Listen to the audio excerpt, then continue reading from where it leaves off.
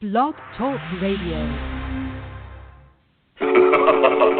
Franchise pros, Stan the Man, Paul Segreto. Time to show you the way of franchising today.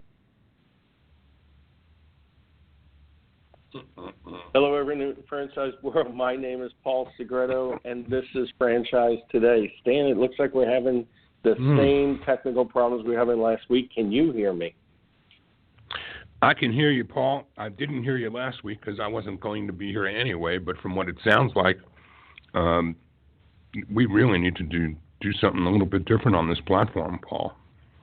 It's starting to really get the best of us. Yeah, I think we do. As a matter of fact, I think we even have problems getting our guest into the show today because I don't see him on the dashboard either.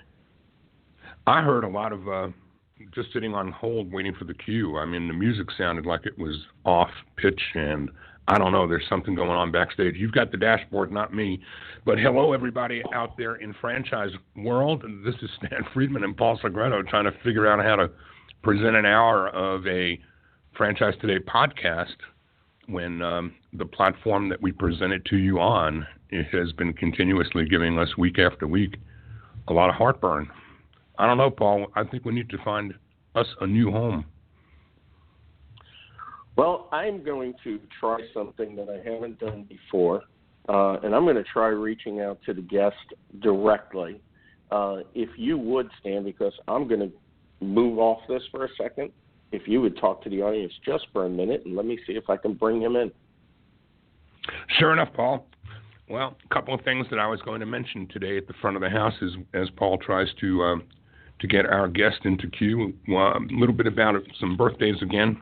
We started this a couple of weeks ago, just looking at how many birthdays in a week we could count up in franchising. And we've got a relatively long list again this week, starting with Sandy Shoemaker celebrating today, along with Jen Halleck tomorrow, Catherine Rooks from Premium Franchise Brands, Jan Pro on Friday. A good friend of mine who was one of my mentors in franchising. Very few of us today's world may know who he is, but he was one of my first bosses back in the day at ERA Real Estate. A guy named Mike Storn celebrates a birthday on Friday. And while most of you don't know who he is, I'll bet you all know who his daughter is, because Hannah Storm has been one of my favorite sportscasters on ESPN for years.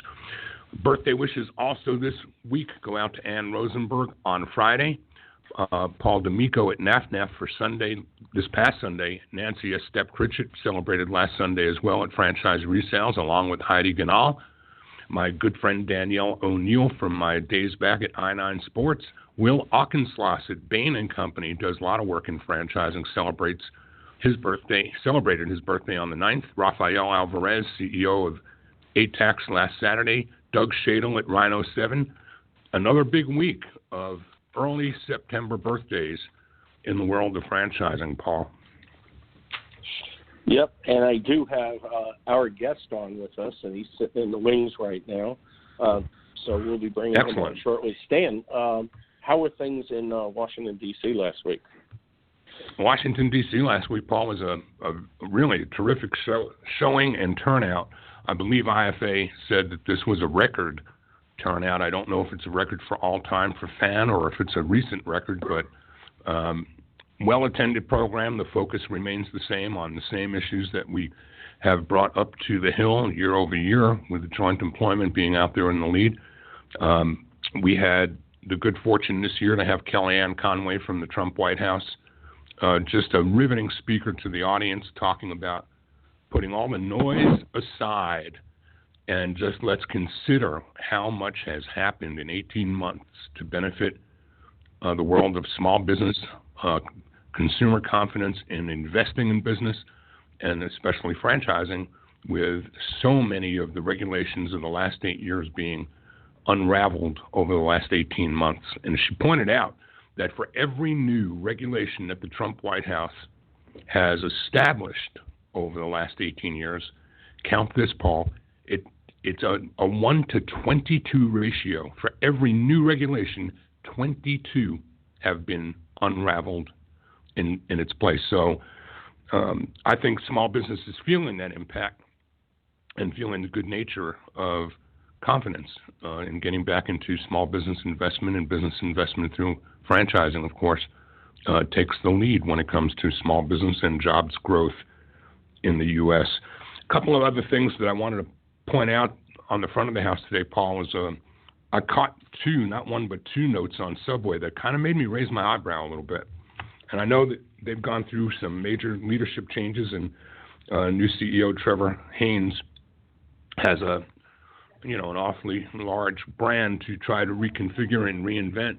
But I read that they were planning for a 9,000 store remodel a year ago, which seemed to me to be awfully aggressive.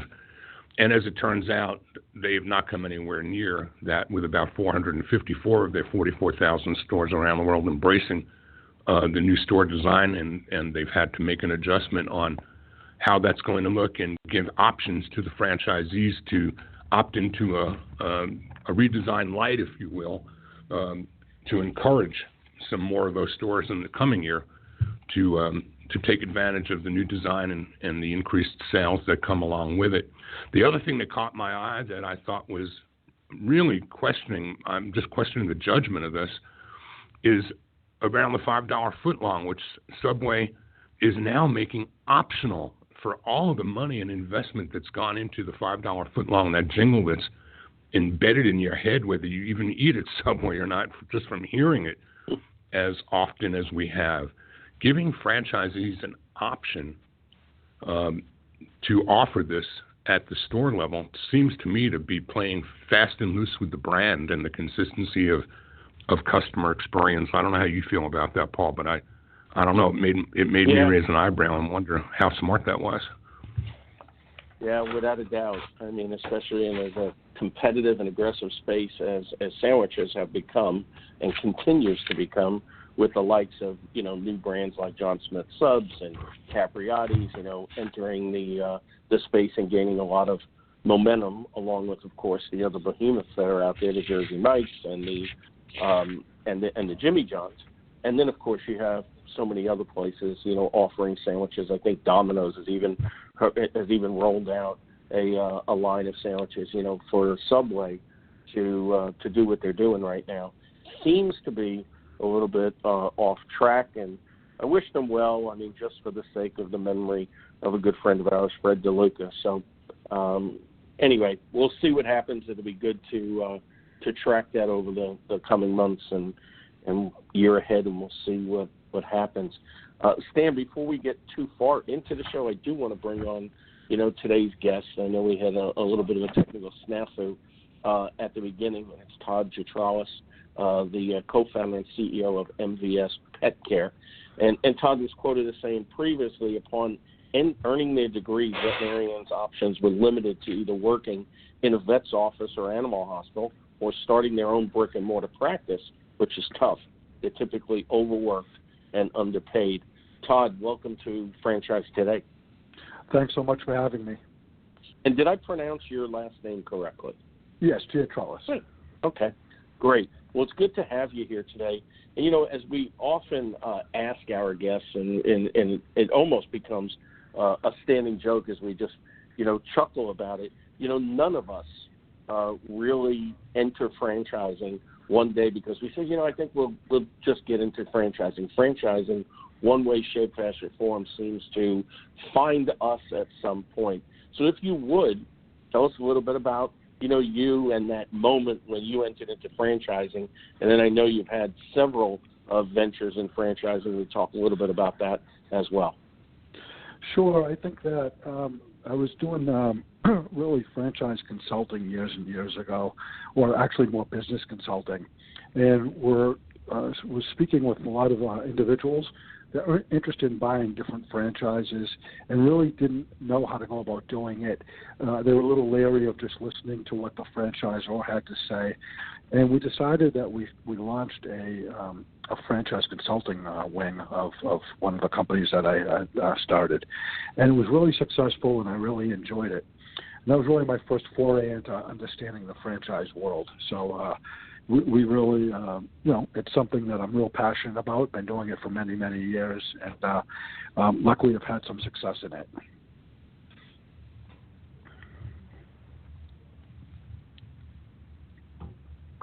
Hello? There we go. Sorry about that. Yes.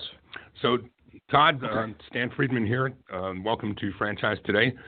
So, tell us a little bit about the formula. You've got a bit of a formula because you've gone in and out of a couple of brands that you've invested in as franchise concepts and had kind of found your way in and out at the correct times. Talk a little bit about how that works for you and how you view franchising from that level. Yeah, I think that, again, I think trying to create some of the things that we've done is we've created, brands that didn't exist before. One of our former concepts, flip-flop shops. Really there was no one doing a retail brand that just sold flip-flops, and started that back in 2004 and then franchised it in 2007 and exited in 2015. So I think that a lot of it is what I guess I try to perceive what the need is and what seems to really be hot and what's on people's minds and what people seem to be talking about a lot, and trying to take an approach of trying to fulfill that need and giving people an opportunity to do something that they're passionate about and that they love, but may not have the tools and skills to understand how to do on their own. So that's something that, I think that we've been pretty successful in doing. And, much like what we're doing right now with MVS Pet Care, having, really being the first franchise network of house call veterinarians and giving people the ability to, or veterinarians, the ability to have another avenue to be a business owner without literally spending $500,000 to $1 million. So let's talk about the business from the consumer's point of view. I think the pet space, like child care space and like elder care and kids, anything that has to do with families and pets are as much a member of the family as anybody. At least they are in my household. And I know I speak for a great multitude of people who have that kind of passion for their pets. We've seen a tremendous infusion of new businesses that are pet-centric, but they tend to gravitate toward the retail box or toward pet services. How did this idea mesh? How did this come to pass? And we're going to talk more about some of the complexities a little later in the program in terms of state regulatory bodies that don't necessarily allow ownership unless you are a vet.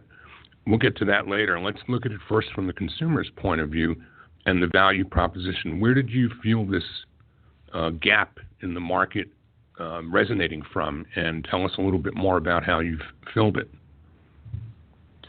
There was a big void.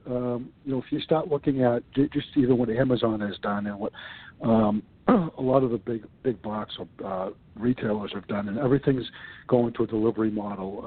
If you look at food and even Uber Eats and everything that's going on, everything's about convenience and delivery.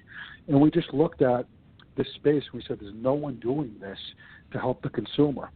Another big movement in the pet industry right now is less stress for people's pets. And one of the most stressful things that happens for the consumer and for the pet is bringing their dog or cat to the veterinarian, and that creates stress to the point of there's been studies where the dog's or cat's heart rate goes up every time it goes to the veterinarian.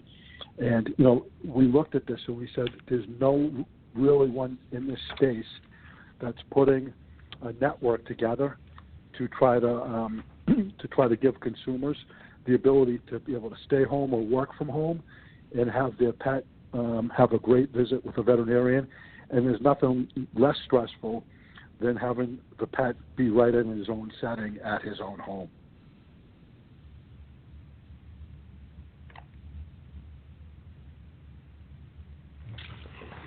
I think Paul is suffering from some technical difficulties again because he was coming up next with a follow-up question. So let's give him a moment to catch up with us.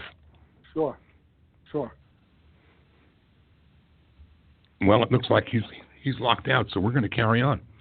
So how does a consumer learn about this when you approach the market? And are these pet calls that you're able to make Are they serving those who have perhaps an emergency as well as a scheduled, maybe, shots or a scheduled proactive kind of an appointment? How does that work?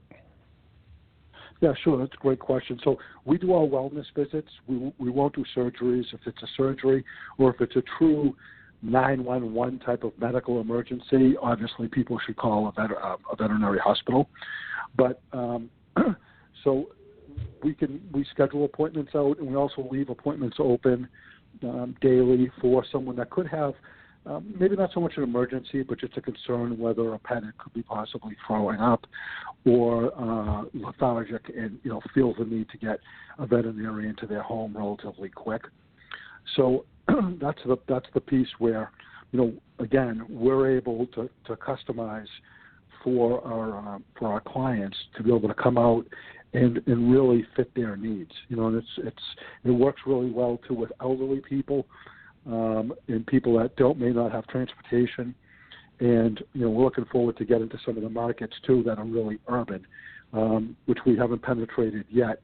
Of course, we just launched in February, so I think that that's going to be really could be a game changer for us and for consumers that don't have vehicles or again live in a space where it's very difficult to get around.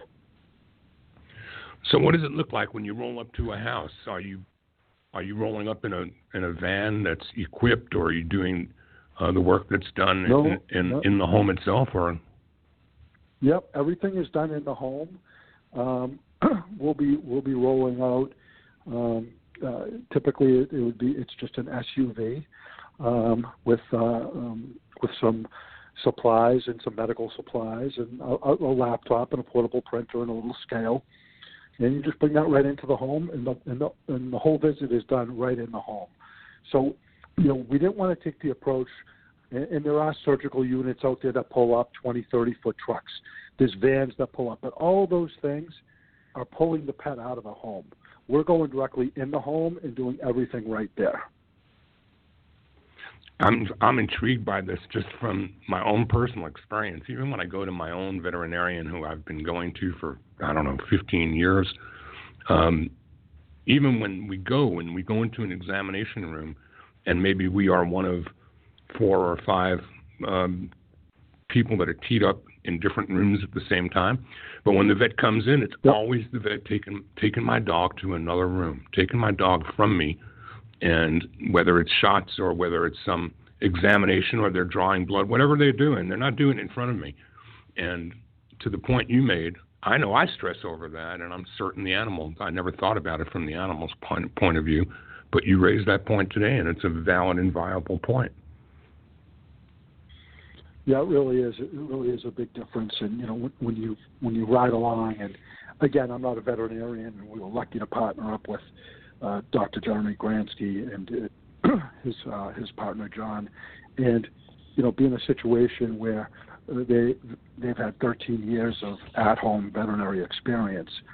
So one of the biggest things when we started riding along and really got interested in this space was going on in those visits and just seeing how passionate people are about their pet. And people, we don't talk about pet ownership anymore. We talk about pet parents. And, just having them in their environment, and every single one of them always, especially the new patients, would say the same thing. Oh, my God, I love this. My cat or my dog gets so stressed out. And most of our visits also have they're multi-pet homes. So think about that. Before where, I don't want to bring my cat and dog together to the vet. It's too much for me to handle. They don't have to deal with that at all. We come in, we can handle 2, 3, 4, 5 pets at once, and no one has to stress out about it. What does this look like from a consumer's point of view, from a pricing perspective? Is there a premium that the consumer is paying for the factor of convenience that you're weaving into their day? Absolutely, there is. There's a house call visit fee, and that fee can range anywhere, and it will all depend on the market. Anywhere from $50 in the Boston area, we get a $120 fee. Other than that, all the other pricing is the same as if you were to bring your vet your pet right to the vet in a brick and mortar clinic. So, and how many? No, go ahead. Go ahead. Carry on. Yes. So the extra fee is just a house call fee. Okay. And how many of these locations are currently operating, and are they all are you confined geographically right now to the Northeast or the Boston or New England market? Yeah, so our corporate partner one is right in Massachusetts, in Natick, Massachusetts, so a little west of Boston. And then we've come out really strong. We've sold the rights to Pennsylvania. We've got 2 in Atlanta market. We just wrapped up. Actually, we just signed it yesterday. The Las Vegas and Nevada market. So that will be 4. And then we're hopefully by October 1st we're going to be wrapping up the Florida territory and the 21 territory agreement. So we're really excited, and we've found that there's a lot of interest out there for people that want to either a veterinarian that wants to go on his own, or from business people, because in specific states, as you stated earlier, business people that then want to go hire veterinarians. So that's kind of that's where we're at right now. And again, we launched in February, so we're off to a real fast start. So tell us a little bit about a day in the life. What is it that a franchisee is going to be doing, assuming they're in a state where they're not necessarily the vet themselves? If they are the vet, we kind of get a pretty good idea of what their day-to-day might look like. But what would a franchisee's role be above and beyond having that license that says Doctor of Veterinary Medicine?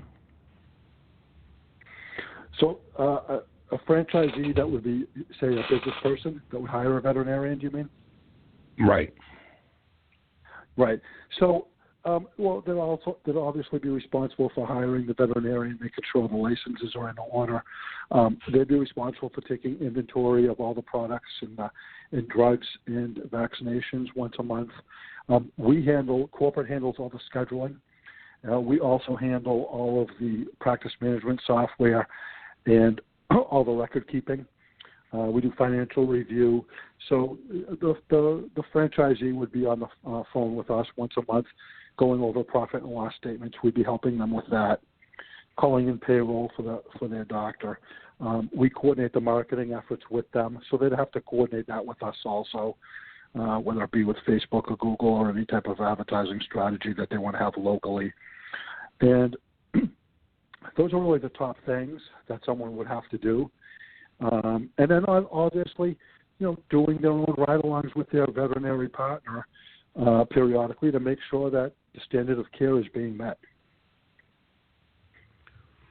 So what is the unique value proposition that, other than the convenience, that you bring? I'm trying to look at this through the eyes of somebody who maybe is the Burger King behind the McDonald's, or the Hardee's behind the Burger King behind the McDonald's. Other than the convenience, what is the really strong value proposition that will make somebody wanting to just replicate what they see and what you're doing have a more difficult time than they may think? Well, I think that the relationships we have with all the brands that are in this space, and how happy they are that we're doing something that's out of the box. I think that's obviously difficult to replicate, the best pricing that we got. I think having a 13-year veterinarian be one of our co-founders and being part of the team, and really living and breathing house call practice for that long, the best practices that we have, I think, are unmatched in how to maximize profitability and how to give the animal and the consumer the best available care and experience. So I think that that's a big piece of our strong value proposition, and also having, just in any franchise system, just having a strong training manual and network of support to make sure that our franchisees are very successful. And what was it that brought you and the doctor together in the first place? How did that come about? What was it who sought out who, and how did you find each other? So when we had sold our former company, we wanted to get more into the service business. We did not want to jump back into retail we felt like e-commerce was really starting to take up a huge bite out of retail. I'm a former, actually, restaurant person, too. I was with Wendy's International for many years and just really didn't feel like jumping back into the restaurant space either. So we were really looking for what we thought could be and really fill a need. And, we looked at human health care, actually, for a bit, of going back to the old school house call doctors that, would go right to people's homes. And, there's a lot of issues there with insurances and restrictions and malpractice insurances that are really, really high. And, that conversation kind of morphed into, let's take a look at the pet space. And it was starting to grow and have a lot of traction. And at that point, we realized, okay, we have to try to find a veterinarian that has a lot of the same beliefs that we do from a business standpoint, and someone that's been doing this for a long time. And we were really, really fortunate that actually my partner Ashley found John and Jeremy that were only 15 minutes away. I mean, we talked to doctors throughout the country in many different states that have been doing this.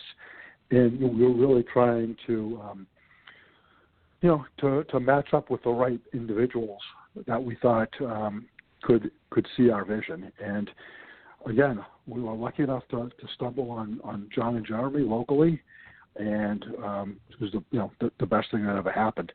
And they helped us create a program. They gave us all the pain points from a consumer standpoint, and they've been great partners and obviously very strong co-founders of this concept.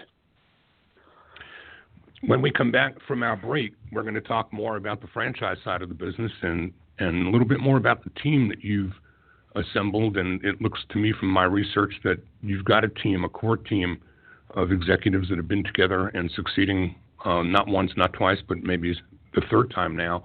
And we're going to talk more about some of those people and the roles that they play in your organization. I'm going to remind the audience, too, that Paul has not abandoned us. He's just been silenced by a technology problem.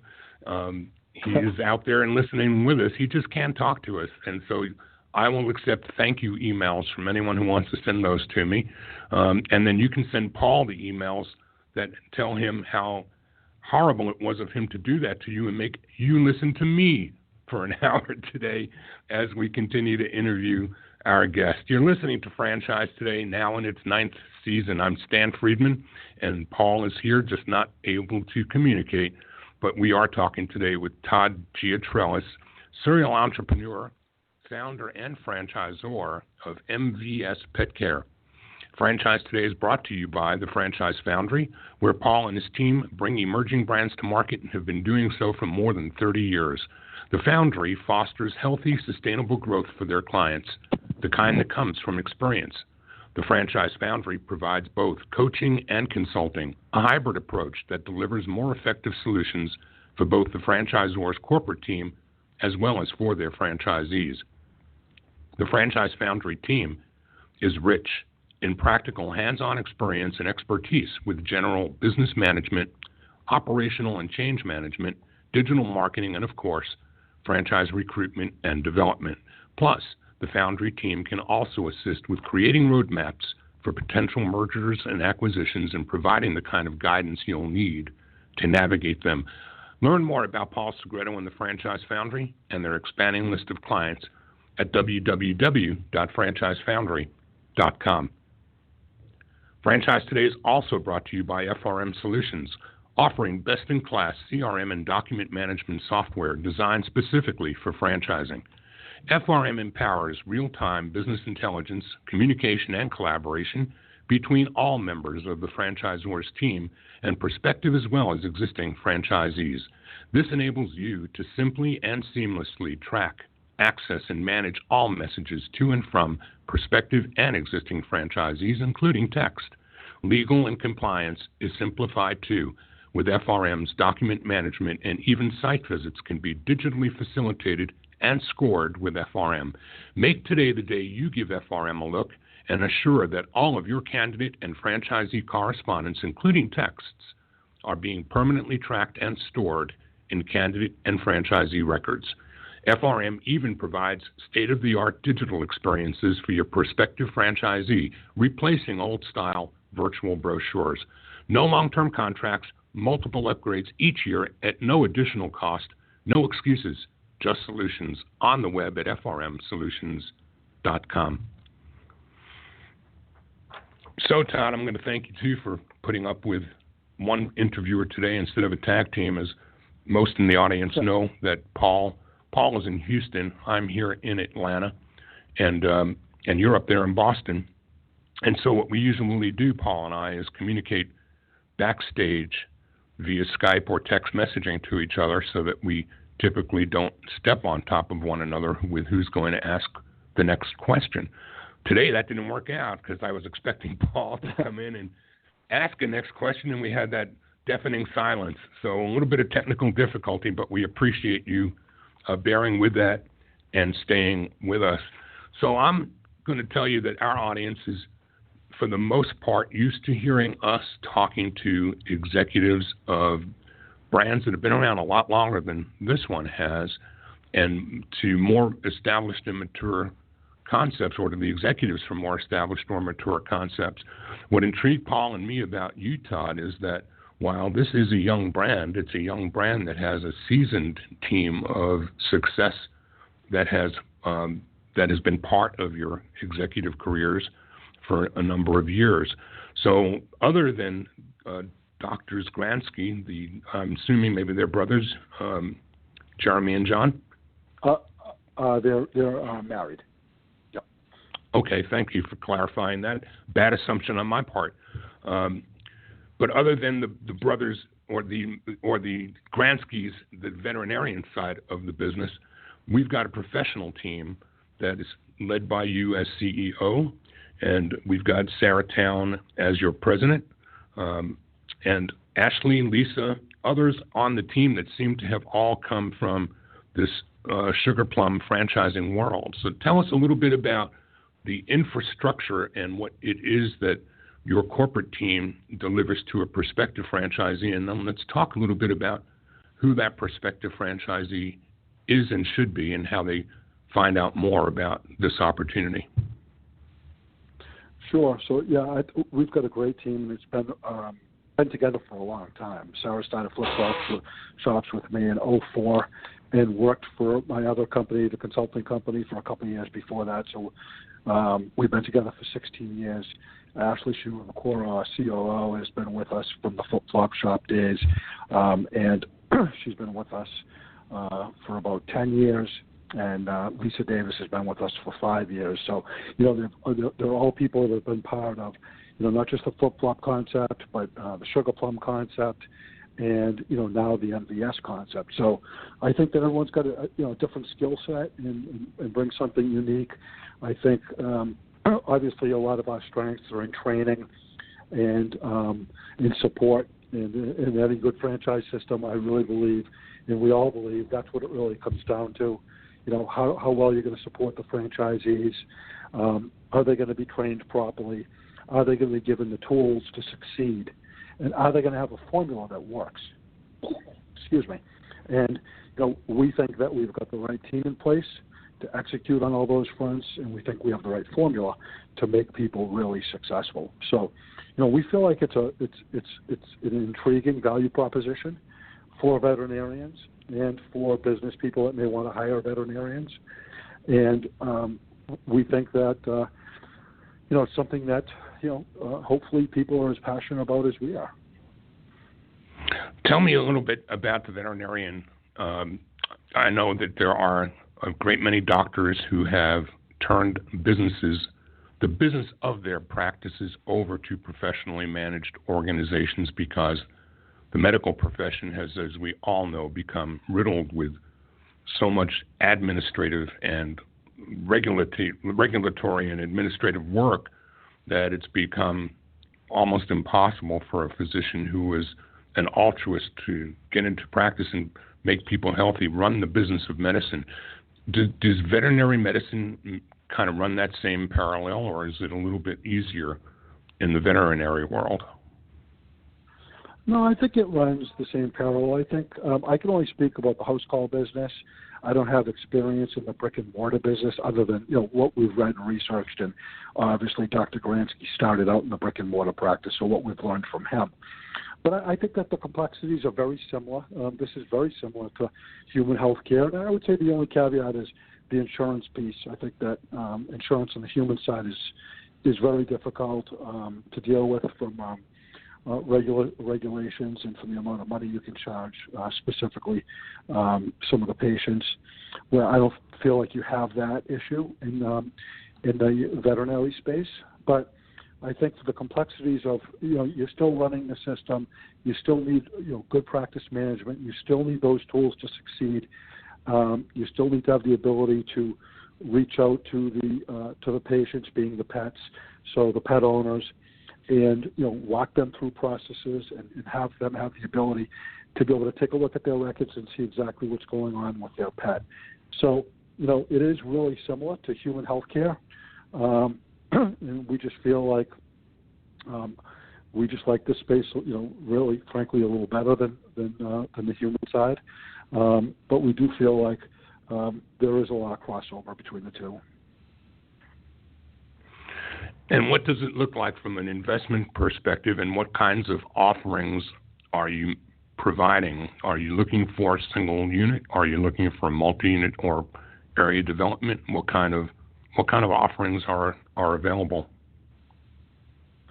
Sure. So if you are from the veterinary standpoint, we're targeting really people that could possibly already have an at-home business that may not be doing as well as they want it to do because they don't have the infrastructure to really take it to the next level, or people that are in brick and mortar that want to have what we believe is a much better quality of life and have the flexibility to have ownership and be their own boss under the franchise system.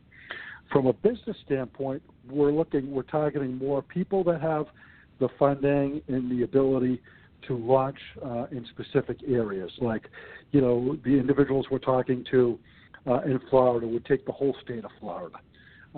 Nevada, they took the whole state of Nevada. Pennsylvania, they took the whole state.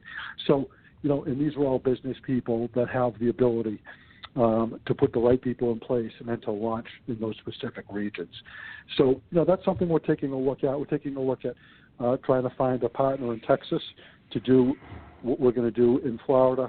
And then we're speaking with someone, or we will be speaking with someone that's interested in Manhattan once we have our registration all set up in New York City.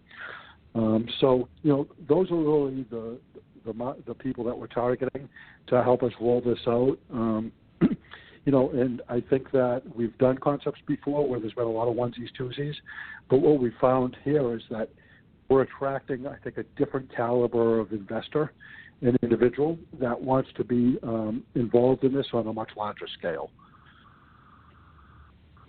And so would that be the primary, or would somebody from the other end of the spectrum also be able to participate at not a statewide or even citywide, but at a unit level? Sure. Whether they're in a veterinary space or whether it's a business person, there's territories that they can certainly just buy one. Our franchise fee is $25,000. It's probably another $25,000 to get up and running. So really, for an investment of $50,000, you could launch a territory. So we feel great about that. We feel great about what their ability is to get a return on that money, and it sure beats spending $500,000 to try to launch a brick and mortar practice. For sure, I would agree. And so, how are you going about finding candidates? Are you reaching out to veterinarians across the country as your primary? And how many states was it again? I remember a statistic that was either 15 states require veterinarians to own the franchise, or there are 15 states that don't. I don't remember which way that ran. Yeah, so it's 15 states that don't. And then the other ones, you have to have a veterinarian that is a partner in the business. with you, and you can set up the corporation that way. So, really you could generally go into every state, but you'd have to have a lead medical director or a veterinarian be an actual partner in those other states beyond the 15. So that's kind of the way that works. But it really, it still leads to having plenty of territories in the country. There's plenty of territories for people that may not want to partner up with a veterinarian, that may be a business person that wants to be involved. You mentioned training earlier as one of the big differentiators. Can you tell us a little bit about the training program, how long it lasts, how many people involved, and how hands-on that program looks from your perspective? Sure. So first thing is you come to train in Boston, in the Boston area. You would ride along with Dr. Gransky for the week. You would have about 5 days of book training or classroom training also. So you'd ride along with the doctor, and then you'd go to your classroom. In the training, you'll be trained on, again, a veterinarian isn't going to be trained on how to be a vet, but they're going to be trained on how to be a great house call or at-home veterinarian by Dr. Gransky. John Gransky will help with all the practice management training. We use a software called eVet, which is cloud-based, so it's really great. You can look at it from anywhere, obviously in the country, as long as you have a computer. And then a lot of the other actual franchise training on how to run a successful franchise, the financial pieces of it, the marketing pieces. Really, everyone on our team is involved in a piece of that. So by the time you leave here, you're gonna know how to be successful in an at-home practice. You're gonna know the backbones of it from a franchise standpoint, and then we're gonna go on site with you when you launch for the first week, and ride along with you for that first week to make sure that everything is running smoothly and any other questions are answered. Terrific. Is there any place that you would direct our audience to, other than the website, other places that people can find out more, find out about the accreditation, find out some of the particulars that are a part of this business, which to me seems so unique? Typically, we know that people who are out in search of a franchise, if they're looking at childcare or if they're looking at children's services or almost anything brick and mortar, they're usually looking 3 or 4 deep within that segment of the market at multiple brands in the same space, whereas here I don't think there are that many in this space. So how do people find out more? How do they get their head around what it is you're offering beyond your own website? Yeah, so I mean, they could do research on it. American Veterinary Association. They could go to. They could just Google that and pull up that. Every state has their own regulations and has some information about veterinary practice, so people can go to their local state and look that up. And I would say that that plus obviously our website is the best place to start to get all the information that someone would need. And then obviously any questions that they may have, whether that state is a state that they can practice in without having a veterinary person on board, or whether it isn't, or anything else that they may be unsure of, they can obviously reach out to me personally.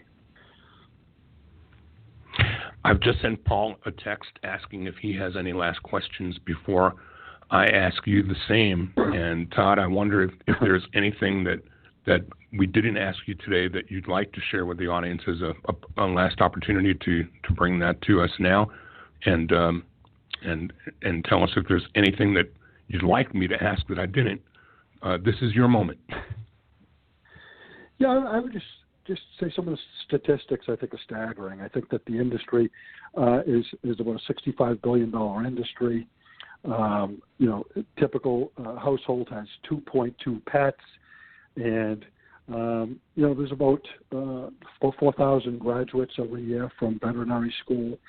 So when you really look at what's happening in the industry and the growth of the industry, we really believe that the timing of what we're doing is perfect. Terrific. The website is www.m like Mary, V like Victor, S like Stan, MVSPetCare.com. We've been speaking this hour with Todd Giatrelis, CEO of MVS Pet Care, and we want to thank you, Todd, for bringing our audience a look into a space that is relatively new and relatively uncrowded, and could be an early stage opportunity for those with and without medical background or veterinary background to learn more about, depending upon where it is in the country that their level of interest would bring them. Thanks again, Todd, and thank you to your team. And we look forward to keeping an eye on your growth and seeing how your brand rolls out over time, and hopefully meeting you on the trail someplace at an upcoming franchise expo or conference. Well, thank you very much for having me. Please tell Paul I say goodbye also. And anything ever arises or any questions ever come up, you can reach me directly at todd@MVSPetCare.com. We appreciate it, Todd, and Paul is listening. He's communicating with me. He's just doing it by text. So he thanks you as well. And our apologies to you for the bit of the technical difficulty, but you did a great job of staying with us through a tough time, and we appreciate that as well.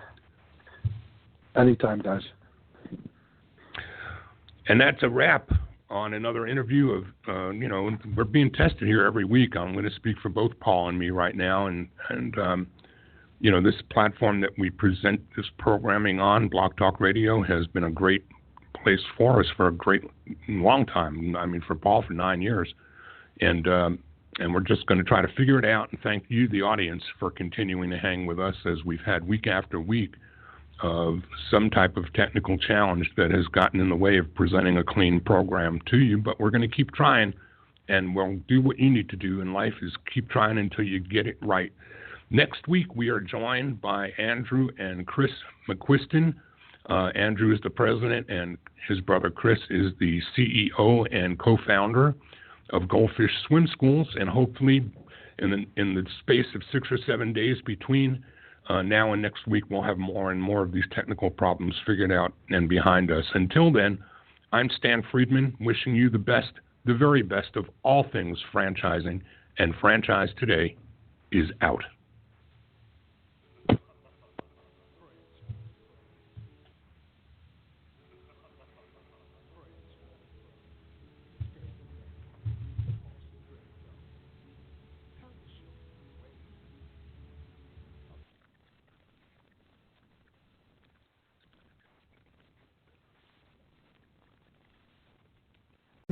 When you're part of a military family, you understand sacrifice and support. So at American Public University, we honor your dedication by extending our military tuition savings to your extended family. Parents, spouses, legal partners, siblings, and dependents all qualify for APU's preferred military rate of just $250 per credit hour for undergraduate and master's level programs.